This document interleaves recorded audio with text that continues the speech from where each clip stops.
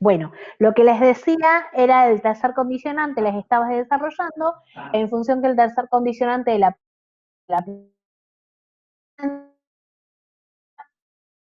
aplicación a niveles y el sistema educativo. Uno de ellos que enunciaba tenía que ver con la macroeducación y la administración del sistema educativo, que estaba relacionado en relación a lo nacional, jurisdiccional y regional, en relación a la regulación del currículum, de los contenidos socialmente válidos, a de qué manera son los perfiles de los niveles y modalidades del sistema educativo, cuál es la estructura, las especificaciones de las áreas, los horarios, los ingresos, egresos, de qué manera un alumno acredita, promociona, egresa de una institución, obtiene una titulación.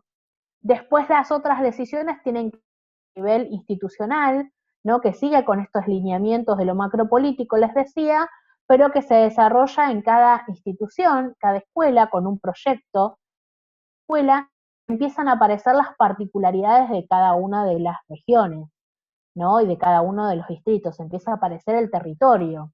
Debería empezar a aparecer.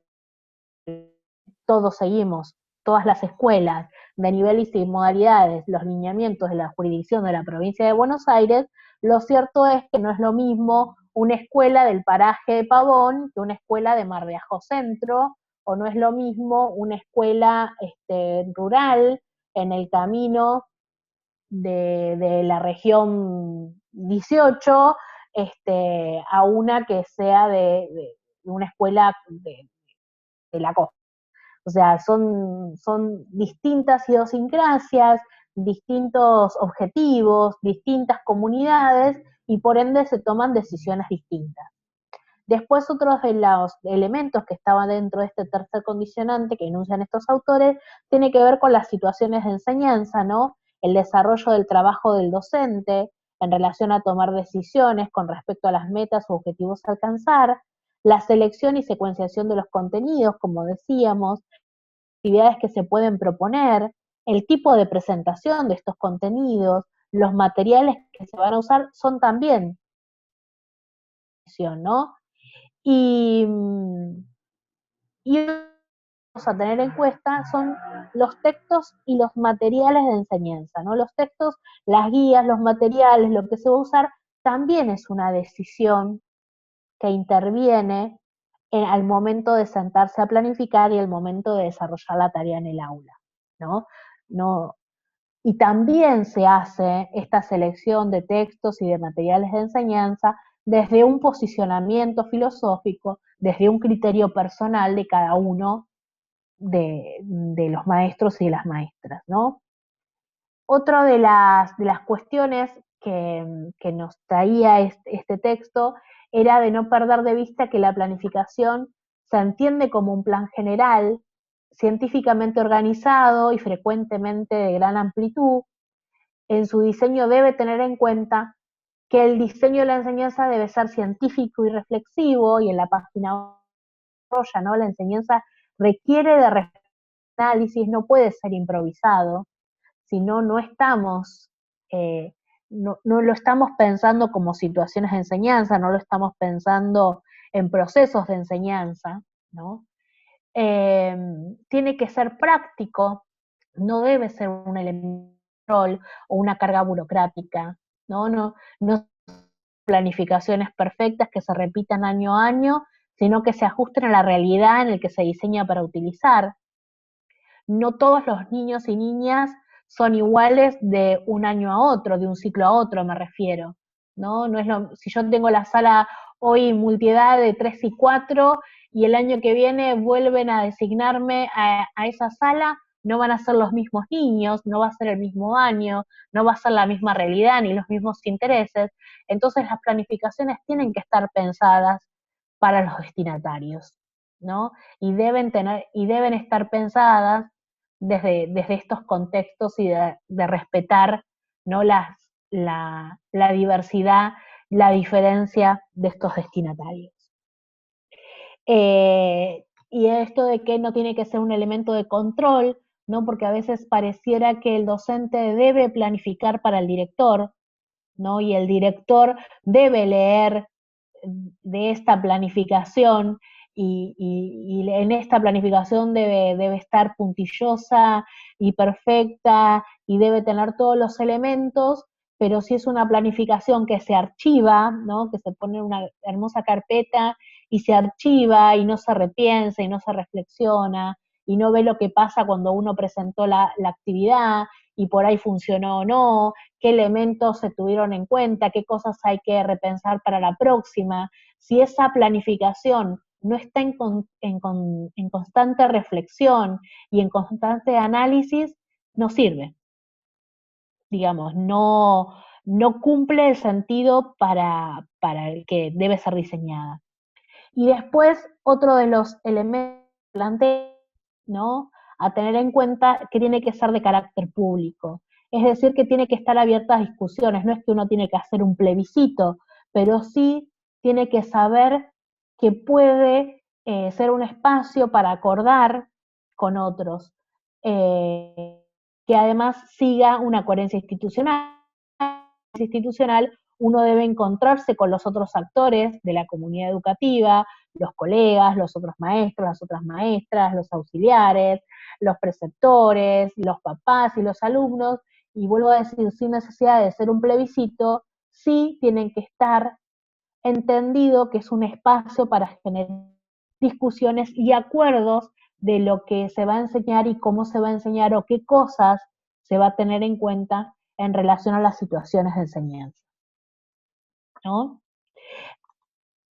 El otro texto, que era el de Rebeca Nijovic, que se llama Gestionar una escuela con aulas heterogéneas, nos venía a traer estas ¿no? En las primeras clases habíamos hablado que la modernidad había utilizado la didáctica como elemento básico para desarrollar su mayor autonomía, que era enseñar todos a todos, ¿no? Todo al mismo tiempo. Y la posmodernidad lo que provoca es una crisis y un quiebre en este modelo homogéneo, ¿no? Y empieza a diferenciarse las culturas, empieza a vislumbrarse que esa multiculturalidad es una realidad y se produce dentro de nuestras aulas, y entonces esta utopía, que era la educación de que se creía que se podía garantizar la igualdad de la humanidad, se rompe, ¿no? Y entonces yo les pregunto a ustedes, trayendo lo que nos plantea Nijovic en el texto, ¿es lo mismo igualdad que equidad? ¿Qué diferencia hay entre igualdad y equidad? ¿No? ¿Qué son las aulas heterogéneas? ¿No? Es importante poder hacer una lectura nuevamente de este texto y minuciosa, porque no pensar en aulas heterogéneas no es que tiene que estar todo desordenado y que cada uno va a hacer cualquier cosa, ¿no? Sino que tiene que haber un plan, una planificación, un orden, una guía, pero en la que sí se pueda vislumbrar que cada uno va a tener lo que cada uno necesite tener para poder transitar por esas aulas y poder adquirir, ¿no? Lo que socialmente está pensado para esa edad, para ese niño, ¿no? En el capítulo 1 de Rebeca nos plantea desde la escuela homogénea a la consideración de lo diverso y nos enuncia 3 niveles diferentes de equidad en la educación, ¿no? Si alguna lo pudo ir visualizando, ella nos dice que estos 3 niveles, uno es en relación a la igualdad en el acceso. Todos los alumnos deben tener un espacio para incluirse en la escuela. Igualdad en el tratamiento educativo, se debe ofrecer currículums, recursos, etapas obligatorias similares para todos los alumnos, pero adecuándolos a partir del reconocimiento de las diversidades, lo cual supone, tal como veremos en este libro, revisar la manera de organizar la enseñanza y la evaluación. Y el tercer nivel que ella enuncia es la igualdad de resultados. Independientemente de sus diversidades, todos los alumnos pueden alcanzar buenos resultados. Es cierto que cada uno va a alcanzar quizás en distintos niveles, ¿no? Y para eso deberá organizarse muy bien la evaluación para ver qué criterios se va a tomar con cada uno de los alumnos. Yo voy a dejar de compartir el Power. A ver. Para poder verlas, de tener compartición. Y acá estamos. Y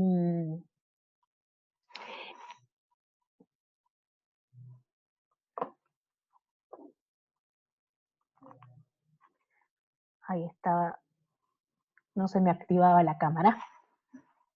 Bueno, y en el texto de Anijo a traer esta cuestión de lo diverso, ¿no? ¿Qué es lo diverso dentro del aula?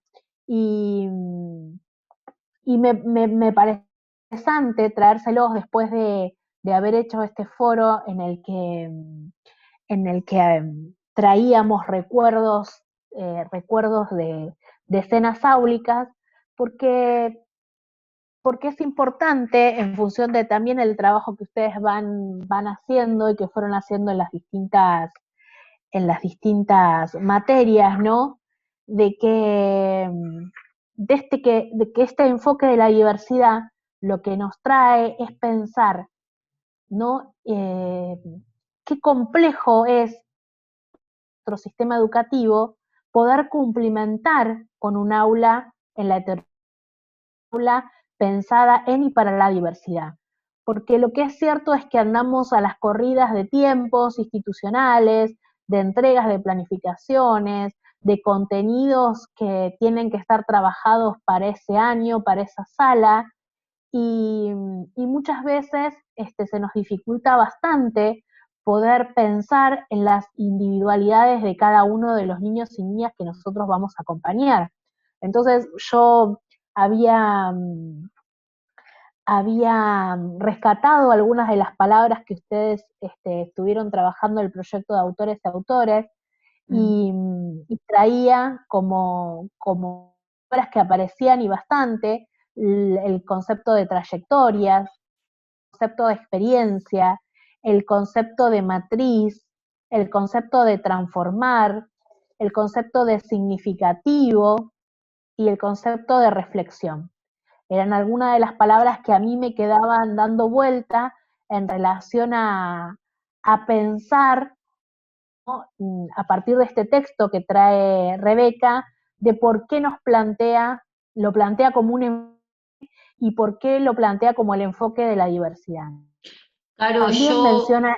yo quizás agregar a esto que vos decís, que quizás, bueno, vos lo habías propuesto para el texto este, para que relacionen con el tema de trayectoria, de autobiografías, y yo lo pasé para Sí, sí, para que ellas para el puedan leer segundo. y ver bien, claro, ver bien, capaz esto de matrices, de autobiografía, y ahora pensar la importancia también que para cuando vean el próximo proyecto de autoras y autoras, que piensen en esto que está hablando Caro, cómo ejercer, no diría ejercer, cómo practicar la autoridad frente a aulas heterogéneas, ¿no? ¿Qué relación tiene este concepto de autoridad con todo esto que están trabajando y con todas las palabras que ustedes escribieron en el acróstico? Porque creo que tiene un lugar muy importante esto de la autoridad cuando pensamos, cuando vean el video, qué es la autoridad, ¿no? Frente a una aula heterogénea. Totalmente. Lo que tenemos que traer, y por eso yo tomaba esto de matriz y lo relacionaba también con el capítulo 6, porque lo que es cierto es que nosotros fuimos como alumnas, como estudiantes, desde el momento uno del ingreso al sistema educativo, cualquiera haya sido nuestra edad, eh, venimos formadas en un sistema homogéneo. Entonces, seguramente nuestros criterios, porque nuestras experiencias fueron esas, pensamos cuando nos sentamos a soñar, en planificar o en pensar en dar en alguna para en algún momento que nos toque, seguramente va a estar pensado, como decía el capítulo 6 de Silvina Gears, desde estos criterios personales, de estas experiencias personales. Uno intenta planificar, trae toda su historia y la pone en juego, por más que no sea consciente, ¿no? Que sean mecanismos inconscientes, como lo plantea Ana Quiroga en Matrices del Aprendizaje, estar ahí al momento de sentarse a pensar y a decidir qué contenido voy a dar, cómo lo voy a dar, qué tarea voy a dar, qué actividad, qué elementos voy a usar, qué uso voy a usar, qué espacio voy a usar. Y por eso cuando yo en las escenas áulicas, en las intervenciones que les iba haciendo, les iba preguntando, ¿y en qué año fue? ¿Y cómo fue? ¿Y de qué año era el profesor?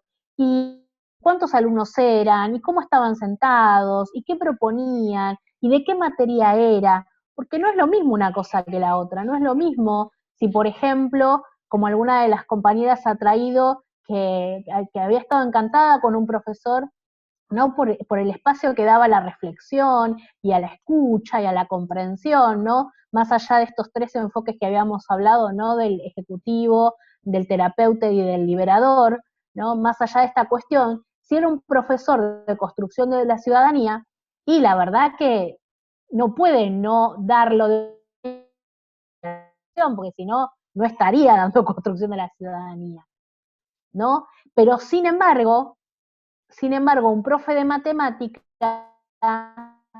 también puede estar situado desde este enfoque de pensar y de proponer a sus alumnos desde lo crítico, desde el análisis, o desde los términos de Ana Kanijovic, desde la diversidad, ¿no? De respetar, de dar un mismo tema, pero de respetar los ritmos, de los estilos de aprendizaje y de dar espacio a que pueda poner o ponerse en situaciones este alumno y de contar su historia también a través de esa actividad, que no significa que yo voy a contar todos mis males o todas mis buenas venturanzas, sino que significa que yo voy a poner en juego con mi historia personal estas mismas actividades que por ahí son de matemática, de ciencias sociales, de ciencias naturales. Digo, no hay que perder de vista estas que iban apareciendo en estos recuerdos de aula. Y que además puede ser una persona, como decía el enfoque terapéutico, ¿no? Perdón, el enfoque del terapeuta. Que puede ser súper amable, súper comprensiva, y sin embargo, llegar al aula, dar este espacio de apertura para que me cuenten sus cuestiones y sus problemas, pero haberme perdido la posibilidad como docente de clase y de que este mismo tema que yo voy a dar, plantearlo desde este lugar del espacio abierto a la escucha. Porque no es lo mismo planificar algo para sus alumnos que venir y sentarme a abrir la rueda en relación a que charlen de sus problemas, que no está mal, pero si está planificado, es mucho mejor. Y si lo puedo relacionar con el área que va a dar, está pero muchísimo mejor, porque no nos perdemos de vista. Igual que tiene que ver con la relación de los espacios. A ver, si yo quiero que mis alumnos puedan pensar, puedan reflexionar, yo no puedo sentarlos individualmente. No puedo pensar en un aula en la que uno esté atrás del otro, que vean solo la nuca. Necesito generar espacios para que puedan. Ingresé hace unos años al instituto, una de las cosas que más, digamos como profe, no como alumno, porque uno le cambia la óptica, ¿no? Lo que más me llamó la atención tenía que ver cuestiones de lo multitudinario que estaba el 89, en la que los espacios comunes eran aulas, ¿no? Y que rápidamente un Zoom se podía transformar en unas conferencias, en un aula, en un espacio de intercambio de mate, en una reunión de profes, porque la verdad que cuando uno lo puede planificar y puede pensar que los elementos que están ahí adentro pueden modificarse, pueden correrse las sillas, pueden correrse las mesas, puede traer, y tomo la decisión por anticipado de qué cosas voy a utilizar para ese momento, particular es que me da la posibilidad de muchas cosas en consideración y que seguramente puedan producirse ahí realmente procesos de aprendizaje, de apropiación de saberes que corren por las aulas, ¿no?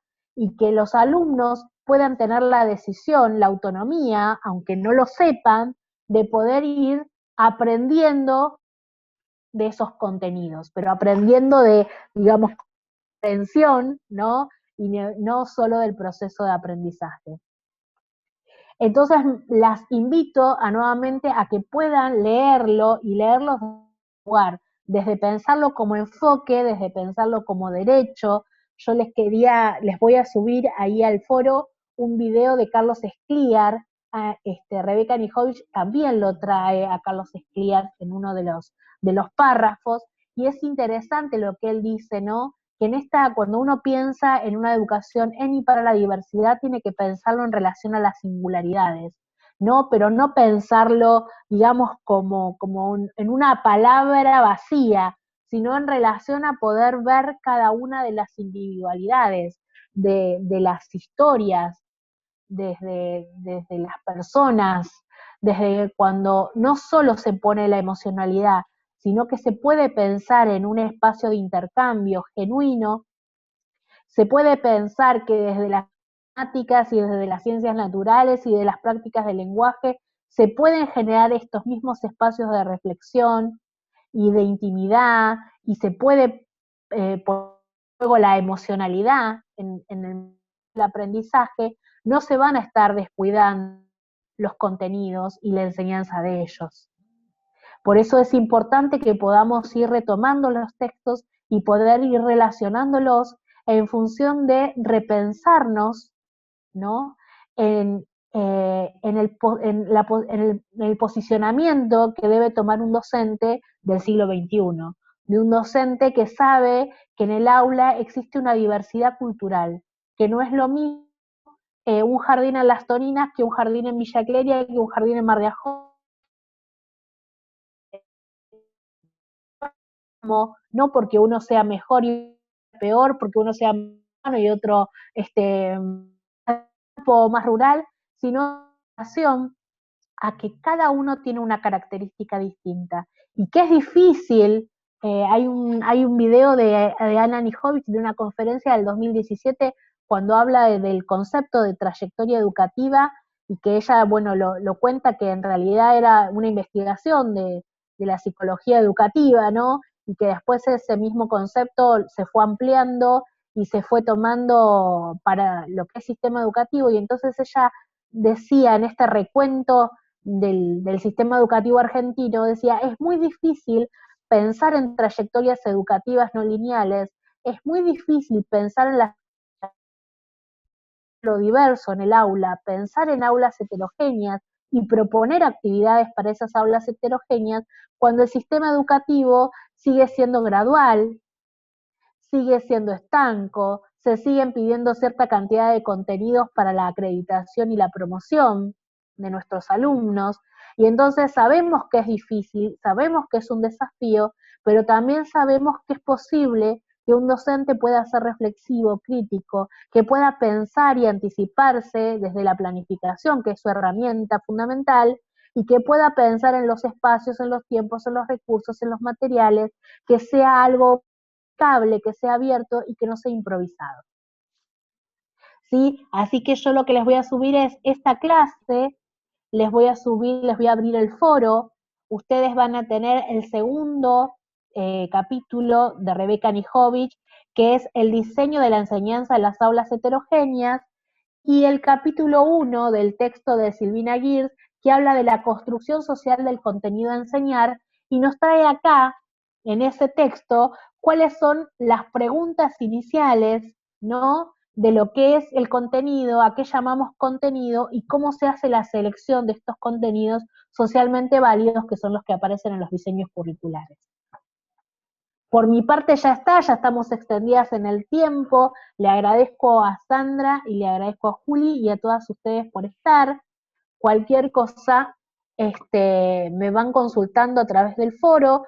las invito a aquellas que les falta las intervenciones en alguna de esos foros, que lo puedan ir haciendo como lo hicieron sus compañeras en los últimos días, y que cuando haya surgido de esta clase, pueden ir preguntándome en los distintos foros, en el último o en este que vamos a abrir. ¿Sí? Claro, yo, si, bueno, cerrás vos, lo que les quería decir a las chicas, que ya se está armando el segundo encuentro del proyecto Autores y Autoras, por eso tomaba esto para que tengan también en cuenta esta clase, porque tiene que ver con todas estas decisiones que habla Caro, del aula diversa, a diferencia del aula homogénea, con un proyecto político-pedagógico, y van a tener la construcción, en el video que viene, la construcción de autoridad. Sí, que pasa que la autoridad que habla Greco como autoridad como práctica, ¿sí? Y en relación a qué toma ese concepto de autoridad y la trayectoria como trama. O sea, esto de las trayectorias también. ¿Qué pasó con este docente del normal cuando estudiaban las chicas en el normal, ¿sí? Y qué diferencia hay con el profesorado que están haciendo ustedes, la formación de ustedes, ¿sí? Y por eso también pensar en la trayectoria de ustedes va a permitir pensar, bueno, cuál era el proyecto político-pedagógico hace unos años, qué docente había en las aulas y cómo se formaron ustedes para también poder construir una autoridad a futuro ustedes, ¿sí? O sea, de a poquito van a poder ir relacionando, pero hay que leer, como hicimos el otro día el encuentro con el acróstico, vieron cómo después pudieron empezar a relacionar las distintas palabras, como que tomó hoy Carolina, cómo van a poder seguir ampliando los conceptos de esas palabras con estos textos también que van a leer ahora, y bueno, seguir formando y ampliando su formación. Van a tener una sorpresa también, un regalo, unos videos para reflexionar, aparte del de Miriam Greco, pero hay un regalo que espero que sea, tiene un poquito de subjetividad ese regalo, y también de aprendizaje. Así que, bueno, espero que hoy a la noche seguramente vamos a subir la segunda propuesta de autores y autoras. Lo que no entiendan nos preguntan, pero sí les pedimos que sigan leyendo y que esto que dice Caro, relacionen, lean los textos y relacionen, que no los vean como un texto de un autor, sino piensen qué dice Anijovic, qué dice Flavia Terigi cuando habla de trayectorias. De a poquito van encontrando. El otro día en los últimos grupos realmente quedamos muy contentas porque al principio costaba hablar, costaba relacionar, y después cuando empezamos a darle ciertas pautas, cómo fueron avanzando los grupos y fueron haciendo solos esas relaciones. Ya decían, porque con la carta cuarta de Freire, bueno, eso es algo que va a ir en crecimiento de a poquito si lo intentamos hacer cuando leemos, cuando estamos solas o cuando compartimos una lectura y después la charlamos con un compañero, porque nunca se tienen que quedar solas. ¿Qué pensaste vos? ¿Qué decía este? ¿Con qué autor lo relacionás vos? Esas cuestiones de encontrarse con un otro que está leyendo el mismo texto les va a permitir también comprender distintos significados que tienen los textos. Bien, yo quería agregar una cosa, que quienes vayan, lo mismo que dijo Caro, todavía están abiertos los foros, pueden seguir participando, estamos pidiendo bitácoras, nos mandan por mensaje privado a Sandra y a mí la bitácora, por favor. Y en tercer lugar, los trabajos de mapeo, la segunda parte que estamos realizando, también, si pueden enviarnos, sí que recibimos algunos, pero envíenlos de vuelta a todos, a Sandra y a mí por la mensajería interna de la plataforma del instituto. Así los tenemos todos juntos y podemos responderles el recibido, ¿eh? Ah, profe, ¿no había dejarlo en el Word? En el Drive, perdón. Si pueden copiarlo, cópienlo en el Word y nos lo mandan. Nosotros del Drive lo vemos, pero nos queda de esa manera, nos queda una en una carpeta de la computadora. Si no, lo tenemos que sacar del Drive, convertirlo nosotros. No, y no no sabemos sabíamos. dónde está. Ya lo tenemos hecho, pero pensamos que era en el Drive. Perdón, ahora después se los No, mando. está bien, no hay problema, chicas, pero sí que lo transformen, o sea, que nos lo pasen así porque no sabemos cuándo lo terminan. Porque en el Drive pueden seguir agregando, entonces no sabemos cuándo podemos ya intervenir nosotras y sacarlo. Más allá de que hay una fecha establecida para que el trabajo, había una fecha, no importa, dimos plazos para extenderla, algunas dificultades, pero sí que nos lo envíen, así ya sabemos que está terminado, listo, que ya está, que así quedó y nosotros a partir de ahí empezamos a leerlo. Terminamos, seguimos. ¿Alguna duda más, chicas? Acuérdense, mensajería interna a Sandra y a mí. ¿Listo? Nada ¿Listo? más por mí. Caro. No más, estaba ahí copiando los apellidos de quienes habían participado. Me parece que Ahí te del lo paso, segundo, Caro. bueno, del segundo, en la segunda entrada quedaron menos. Dale, Sí, Juli. sí. Ahí te los paso yo, dale. Bueno, chicas, Dale, les mando un abrazo, cuídense. y las esperamos en la radio, que está Ale y está Agostina, ¿eh? En la radio están Ale y Agostina. Con Chau, el chau. programa. Chau, Chao, chau. chao. Dale, chao.